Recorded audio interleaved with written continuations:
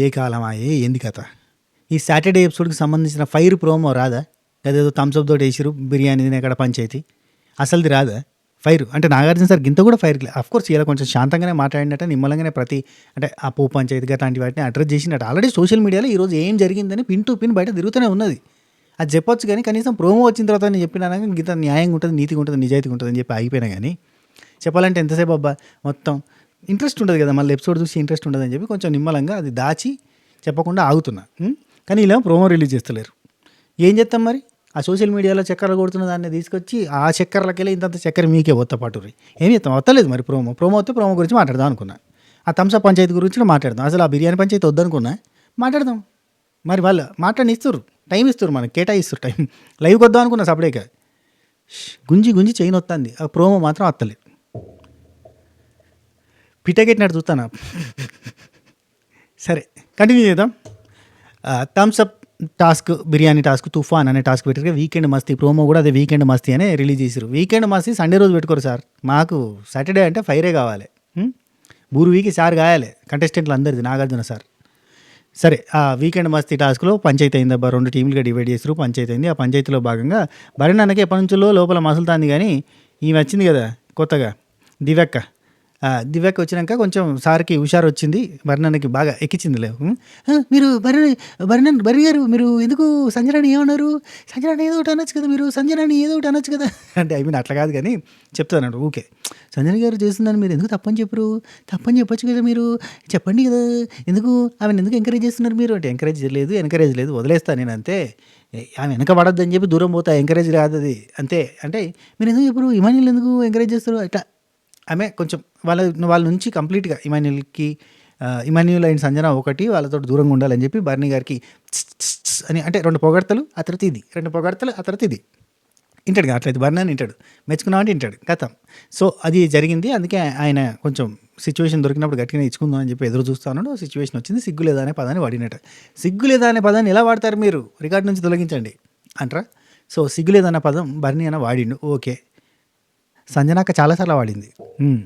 వేరే కంటెస్టెంట్ల గురించి సిగ్గు లేదనే పదాన్ని వాడింది. ఈవెన్ అంతకు మించిన పదాన్ని వాడింది. గాజులు వేసుకొని కూర్చున్నావు నువ్వు అక్కడ ఏం చెప్తున్నావు సుమన్ చెట్టు అని కూడా అన్నది.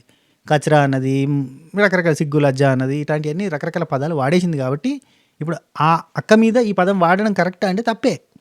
కానీ ఎప్పుడైనా జోక్ వేస్తే తీసుకున్నోడే జోక్ రిటర్న్ వేస్తే బాగుంటుంది. ఇప్పుడు అలాంటి పదాలు వాడిన వాళ్ళు అలాంటి పదాలు తీసుకుంటేనే బాగుంటుంది కదా. కాబట్టి అంటే దీనిలో కూడా మనం మాట్లాడచ్చు తప్పెవరిది అని చెప్పి టైటిల్ పెట్టి ఇది తప్ప అది తప్ప, ఇది రైటా అది రైటా అని చెప్పి ఒక 20 నిమిషాలు మంచిగా వీడియో చేసుకుంటే వ్యూస్ వస్తాయి. కానీ వాస్తవానికి సంజనాకి ఇట్లాంటివి వాడుతూ ఉంటుంది కాబట్టి మనం దాన్ని పెద్ద సీరియస్ టాపిక్గా చేసి చెప్పడం సిల్లీ థింగ్ అవుతుంది. అందుకే నేను చెప్పా. Right, okay. Next point. ఇవాళ ఎపిసోడ్లో ఎవరి మీద కూడా పెద్దగా గట్టిగా అరవలేదు. ఓన్లీ మాస్ మ్యాన్ హరీష్కి మాత్రం గట్టి క్లాస్ పడ్డది. నీకు ఆ సోఫాకి, ఆ కరెంటు పోల్కి, ఆ డస్ట్బిన్కి ఏం తేడా ఉంది? అవి కూర్చున్నాయి, నువ్వు కూర్చున్నావు అంటే ఇవన్నీ చెప్పలేదు. కానీ ఆ బీమ్ బ్యాగ్కి నీకే అంకితం అయిపోయింది. నువ్వు బీమ్ బ్యాగ్లో కూర్చో అని చెప్పి బీమ్ బ్యాగ్ మీద కూర్చుండబెట్టినట. బీమ్ బ్యాగ్ లానే ఉన్నావు నువ్వు కూడా, అక్కడ ఒకటే చోట ముద్దపప్పులాగా కూర్చుంటున్నావు అని చెప్పి క్లాస్ వీకినట. ఇంజురీ అయినా కానీ టాస్క్లలో ఏదో ఒక రకంగా పర్ఫామ్ చేయాలి, అసలు వారం అంతా కూడా నువ్వేం కనిపించలేదు అని చెప్పిండట. అండ్ ఇంకేముంది ఆ బిర్యానీ టాస్క్లో పంచాయతీ గురించి. అండ్ ఆ తర్వాత చెప్తా ఏమేం జరిగిందో ఒక్కొక్క పాయింట్ కవర్ చేసుకుంటూ పోతా. మీరు వీలైతే ఫాస్ట్ ఫార్వర్డ్లో పెట్టుకున్న చూడురి, స్కిప్ కొట్టకూరి, మళ్ళీ మిస్ అయిపోతారు సాటర్డే ఏం జరిగిందో. సరే, ఇవాళ ఒక టాస్క్ జరిగింది. Golden star, black star, silver star, ఈ స్టార్లు ఎవరికి ఇస్తారు అని చెప్పి నాగార్జున గారు అడిగితే ఎన్ని ఉన్నాయో లెక్క చెప్తారు నాగార్జున సార్.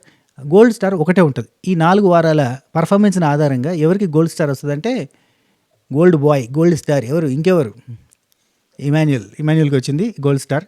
సో అందరూ కలిసి ఇమాన్యుల్ అన్నారు. సిల్వర్ స్టార్ ఎవరికంటే తర్వాత మీకు ఏ స్టార్ కావాలి, బ్లాక్ సిల్వర్ అంటే అందరూ బెటర్ సిల్వరే కదా సార్, సిల్వరే కావాలని అందరూ అన్నారట.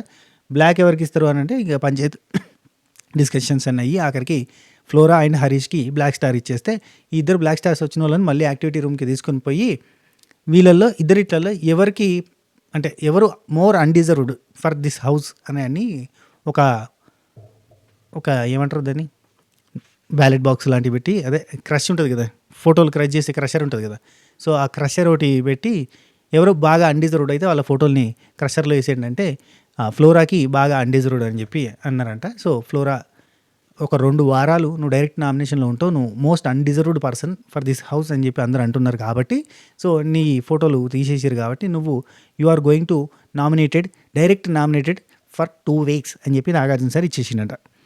సో ఫ్లోరా గారు డేంజర్ జోన్లో ఫ్లోరా గారికి ఓటింగ్ ఎట్నో అట్లా పడుతుంది, ఏదో ఒక రకంగా బచాయిస్తూ వస్తుంది. నామినేషన్లో మళ్ళీ ఇమ్యూనిటీ వచ్చినానికి ఏదో తలకాయ నొప్పి ఇవన్నీ వాళ్ళు అనుకుంటారు కదా. నెక్స్ట్ వీక్ ఎట్లాగో డబుల్ ఎలిమినేషన్ ఉంటుంది, 2 పర్సన్స్ని ఎలిమినేట్ చేస్తారు. సో ఆ 2 పర్సన్స్లో ఖచ్చితంగా ఫ్లోరా గారు ఉంటారు. కాబట్టి ఆమెను ముందే నామినేషన్లోకి తీసుకొచ్చే ప్రయత్నం చేసిండు బిగ్ బాస్ మామ అనిపించింది నాకు. ఎట్లా వేసి నామినేషన్కి పట్టుకొచ్చేటోళ్ళు ఫ్లోరా గారిని కదా. సో ఫ్లోరా గారు 2 weeks nominated and going to eliminate next week. So ఆ తర్వాత నెక్స్ట్ ఏమైందంటే ఈ పోపు పంచాయతీ మాట్లాడారు. అయ్యా తాలింపు ఈ పోపు పంచాయతీ గురించి పోపు డిమాండ్ నువ్వే చేస్తే అయిపోవు కదా 5 నిమిషాలలో అయిపోయే పనికి అంటే ఎంతసేపు అవుతుందంటే ఒక 20 minutes పడుతుంది సరేనట. నీకు వంటరాదని చెప్పొచ్చుగా అని చెప్పి పోపు వేయడానికి తాలింపు వేయడానికి ఎంత టైం పడుతుంది అంటే 20 minutes అంటే అక్కడ ఆడియన్స్ ఉండి ఊకవే 5 నిమిషాలు చాలని చెప్పి అన్నారంట. సరే 5 నిమిషాలు పడుతుంది, మరి నువ్వే 5 నిమిషాలు చేసి పోతే అయిపోయేది, దానికంటే ఇంత పంచాయతీ, నేను అటు పోయేస్తా ఇటు పోయేస్తా అని చెప్పి ఫ్రెష్ అప్ అయ్యేస్తా అని ఆమె శ్రీజ అని మళ్ళీ పోయి తన జక్కని అడిగి తన జక్క మళ్ళీ చెల్లెలు పెట్టి పంచాయతీ పెట్టి ఆ ప్యాకెట్ ఇసిరి కొట్టి ఏంది అంతా పెంట మాకు టార్చర్ కాకపోతే నేను అంటున్నా అని నాగార్జున సార్ డిమాన్కి గట్టిగా చెప్పిండంట. అయ్యో సార్ అది అండ్ ఏందా డిమాన్ నువ్వే కెప్టెన్ అయ్యి నువ్వే మంచిగా వాడుకుంటున్నావు ఇదేనా లెక్క అని చెప్పి అడిగితే సారీ సార్ ఇంకోసారి రిపీట్ చేయను, పని చేస్తా సార్, నేను కెప్టెన్ మళ్ళీ అవుతా సార్, మళ్ళీ రూల్స్ కరెక్ట్గా పాటిస్తా సార్ అన్నట. ఇక అదే పని నీకు ఊకే కెప్టెన్ అయితే కూర్చుంటా, కళ్యాణం ఆయన కెప్టెన్ అవుతాడా చూసుకో అని చెప్పినట. ఇక పోప్ గురించి ఇమాన్యుల్కి లేపి అడిగి ఇమాన్యుల్ ఆ పోప్ పంచాయతీలో తన చేతి తప్ప లేదంటే మీ మమ్మీ తప్ప అంటే మా మమ్మీదే తప్పు సార్ అని చెప్పినట. లేదు అట్లా కాదబ్బా నీకు వీడియో చూపిస్తా చూడని చెప్పి ఒక వీడియో చూపించి అటెనక మళ్ళా ఏంది తప్పెవరిది అంటే ఈసారి తనుజది అని చెప్పినట. తనుజది కాదు అని అన్నట నాగార్జున సార్. ఏంది ఇదే సంజన కదంటే మా మమ్మీది అని చెప్తేనేమో వీడియో చూపించిండు, వీడియో చూపించిన తర్వాత చెప్పిన తర్వాత మళ్ళీ తనుజది కాదంటాడు ఏందా అనుకున్నాడు. కానీ అయితే నాగార్జున సార్ క్లారిటీ ఇచ్చారు, తనుజది తప్పు కాదు, అలాగే సంజనాది తప్పు కాదు, మీరంతా ఓనర్స్ కాబట్టి మీరు ఏదైనా వండుకొని తినచ్చు. నేను చెప్పిన మొన్ననే ఓనరే కదా ఆమె కూడా అని చెప్పిన, ఓనర్ కాబట్టి ఏదైనా మీరు టెనెంట్స్ వండించుకోవచ్చు, అది మీకు హక్కు ఉన్నది. మీ ఫుడ్ మానిటర్కి ఒక మాట చెప్పాలి కానీ మీరు వండించుకునే హక్కు మీకు ఉన్నది. సో ఇద్దరిది తప్పు కాదు, అనవసరంగా అంత ల్యాగ్ చేసిరు, అక్కడ డిమాండ్ చేసి అదే అక్కడ కుకింగ్లో ఉన్న వాళ్ళు చేసి ఇవ్వాలి, చేసి చేయకుండా ఇవన్నీ నాటకాలు చేయడం ఇట్స్ నాట్ రైట్ ఓకే అని చెప్పి నాగార్జున సార్ చెప్పినట్టు. ఇక అర్థమైంది కదా, ఇక నుంచి ఓనర్స్ అంటే టెనెంట్స్ ఏమైనా వండించుకోవచ్చు అని చెప్పిన అనమాట. They have right to make what ever they want అని చెప్పినట్టు. ఆ తర్వాత నాగ్విల్ ఏంటది రాము రాథోడ్ని మెచ్చుకున్నానంట. రాము రాథోడ్ తోపయ్యాను తురుమయ్యాను నెక్స్ట్ లెవెల్ అయ్యా అని చెప్పి అంటే టాస్క్ కూడా బాగా ఆడింది కదా, కెప్టెన్గా బాగా చేయాలని చెప్పినట్టు. అండ్ ఏమయ్యా కెప్టెనా మరి సంజనక్కకి ఏమైనా పనిష్మెంట్ ఇస్తానో లేదా గుడ్డు తిన్నది కదా అంటే, అయ్యో నేను అడిగినా సార్ గుడ్లు ఎవరు దొంగతనం చేసారో తెలుసా అని అడిగినట్టు. తెలుసా అంటే తెలుసుకున్నాను సార్, అడిగినాను సార్, అడిగితే ఫస్ట్ ఒప్పుకోలేదు, ఆ తర్వాత ఒప్పుకున్నాను సార్, సంజనక్క ఒప్పుకుంది, సంజనక్క తినాలంటే మరి పనిష్మెంట్ ఏమి ఇస్తామంటే 1 week జైల్లో పెడతానంట. 1 week 2 రోజులు జైల్లో పెడితే కంటెంట్ ఎడికి వెళ్తుంది, ఏదో చిన్నదో పెద్దదో కంటెంట్ జనరేట్ చేసి పర్సన్ తీసుకుని జైలు పడేస్తారు. జైలు సరిపోదు అని అంటే, సార్ జైలు సరిపోదా మరి ఏం చేస్తారంటే ఒక పని చేద్దాం, ఆమె ఓనర్ కదా ఆమెను టెనెంట్ చేసేద్దాం అన్నట్టు. సంతోషం, ఆమె టెనెంట్ చేసిరు. టెనెంట్ చేసిన తర్వాత ఇప్పుడు బేసిక్ ఏమైందంటే ఆమె టెనెంట్ చేశారు కదా, ఇప్పుడు ఒకరిని టెనెంట్ చేసాం కాబట్టి టెనెంట్స్ నుంచి ఒకరిని ఓనర్ చేయాలి అని అన్నట్టు నాగార్జున సార్.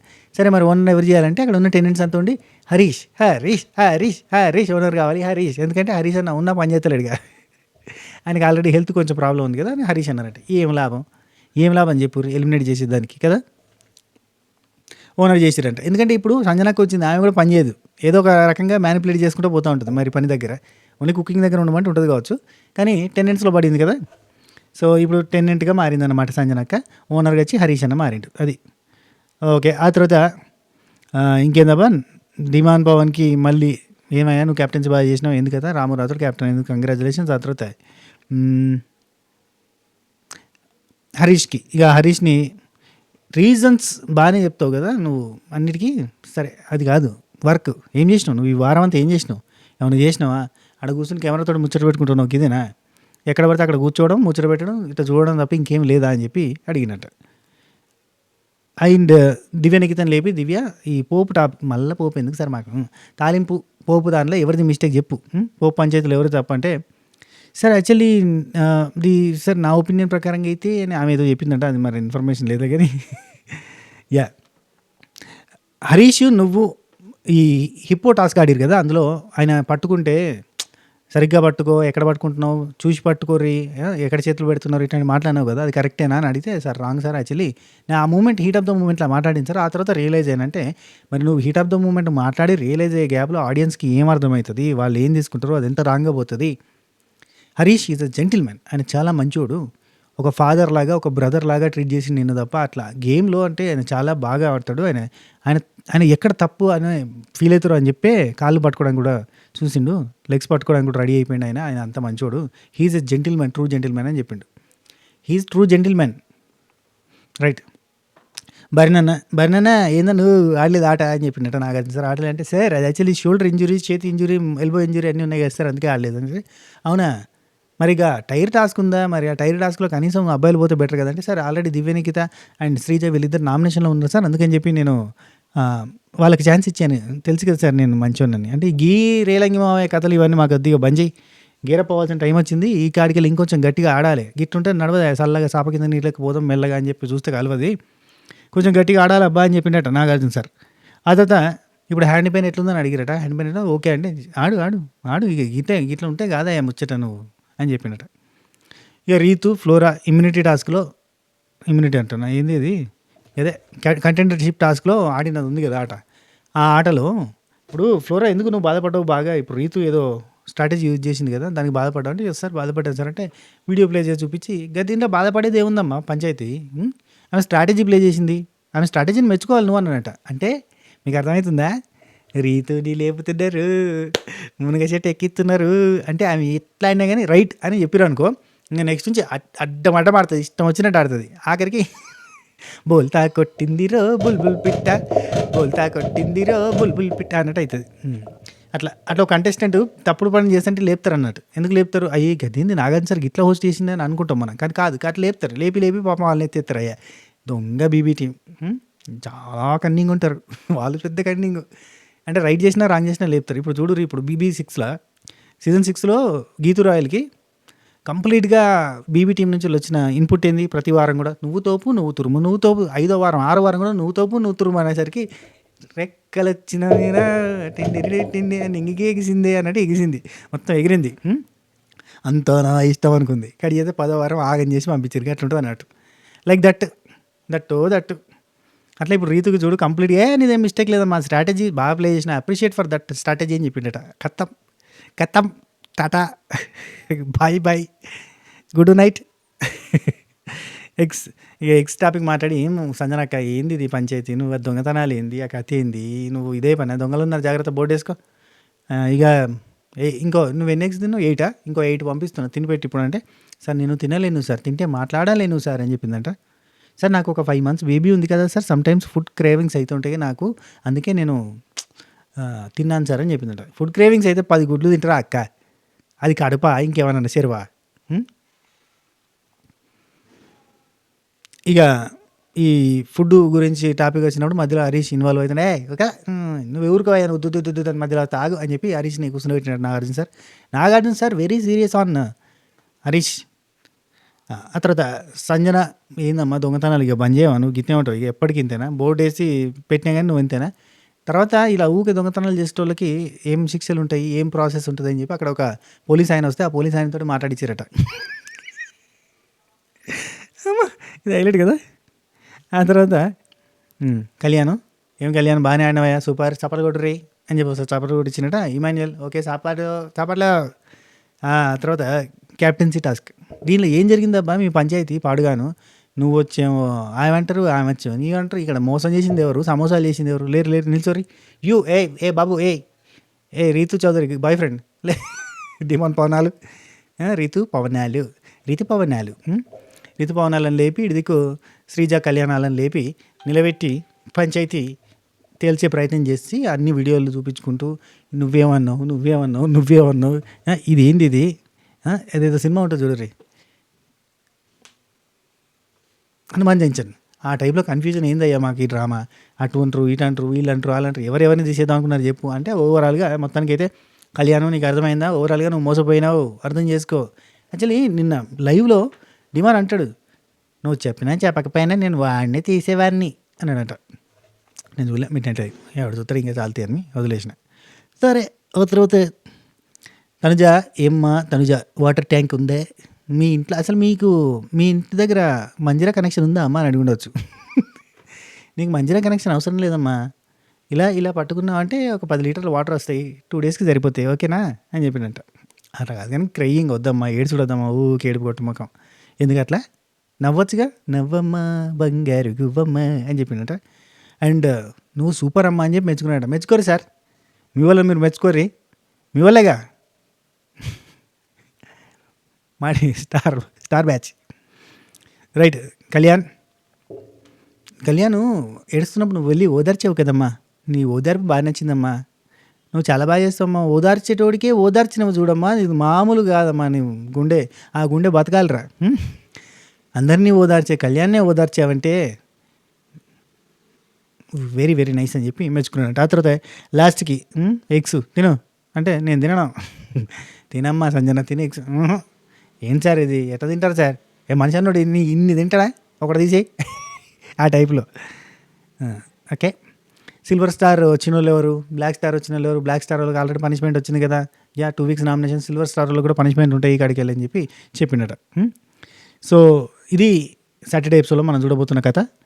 ఈ వీడియో మీకు నచ్చే ఉంటుంది, ఎందుకంటే అన్నీ లీకులు కదా, గమ్మత్ అనిపిస్తాయి కదా.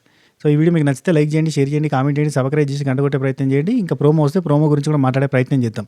నాగార్జున సార్ అడగడానికి ఏమున్నాయని నా క్వశ్చన్ పేపర్ ప్రిపేర్ చేస్తే మీరు చూడలే, మీరు దేకలే, నాగార్జున సార్ కూడా దేకలే. ఏం చేద్దాం, నేనే దేక్కుంటాను నాది నేను. ప్రతి ఒక్కరు కూడా లైక్ చేసి వీడియో చూడడం అలవాటుగా మార్చుకోండి. ఏం లేదబ్బా, మీరు ఇచ్చే అంటే నేను డబ్బులు అడుగుతలేను కదా, మీరు ఇచ్చే ప్రేమ, సపోర్ట్ ఆ లైక్ల వల్ల వస్తుంది. మీరు ఎంత లైక్లు కొడితే అంత ఎక్కువ పోతుంది వీడియో. అది మ్యాటర్. సరేనా? ఉంటా. మీరు సపోర్ట్ చేస్తారని అనుకుంటున్నా. 2 లక్షల మంది సబ్స్క్రైబర్ ఫ్యామిలీ మెంబర్స్ కావాలని నేను కోరుకుంటాను. అది మీ సపోర్ట్ ఉంటే అవుతుంది, లేంటే కాదు.